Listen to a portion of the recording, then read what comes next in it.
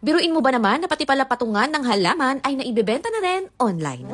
So yes, umorder nga lang din ako online ng stainless steel rack para sa mga halaman ko. And in all fairness ha, hindi siya complicated i-assemble. Dahil ayan, as you can see, para na lang talaga siyang puzzle na bubuuin mo na lang. May kasama na rin na anti-collision square plug na pantakip lang naman dito sa mga butas sa gilid. And after natin matapos lahat ng sides, ang next naman nating ilalagay is ito namang rubbers para sa paa. So napakadali lang naman ikabit niyan, konting push lang and all set ka na. Then pagkokonikin mo naman tong dalawang tube sa magkabilang dulo. Pagdating naman sa mga tornilyo ay for sure hindi kayo malilito kasi iisa lang naman sila ng size. So ayan, ilang minutes pa nga lang ay halos patapos na nga agad tayo. Dahil tulad nga ng sinabi ko sa inyo kanina ay hindi po siya mahirap i-assemble. By the way, 4 layers po pala yung in-order ko. Pero pwede po kayong mamili kung gusto niyo lang ng 2 layers or 3 layers lang. At ito na nga po ang ating finished product. Again, 4 layers na po yung in-order natin at ganito nga po siya kataas sa akin. Pagdating naman sa material, it's stainless steel po and guaranteed na matibay. At tignan mo naman kung gaano niya napaganda at nabuhay talaga yung terrace ko. Perfect talaga to, lalo na sa katulad ko na gustong maghalaman pero maliit lang ang space sa bahay. Again, this is a stainless steel material na available in 2 layers, 3 layers, and in 4 layers.